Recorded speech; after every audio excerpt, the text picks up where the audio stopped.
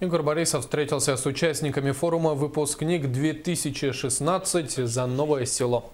Также подведены предварительные итоги работы Северо-Восточного федерального университета с муниципальными образованиями по трудоустройству выпускников.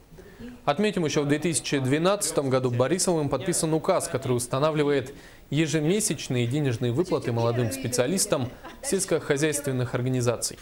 В прошлом году такую поддержку получили около 500 молодых специалистов.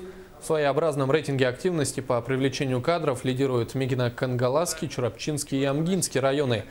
Наиболее востребованными являются специалисты в области механизации сельского хозяйства, землеустройства, лесного дела и теплоснабжения.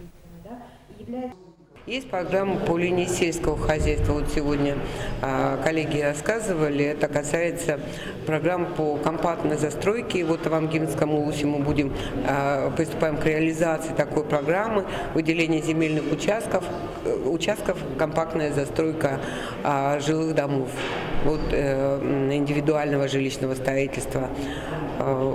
И такие вот есть механизмы.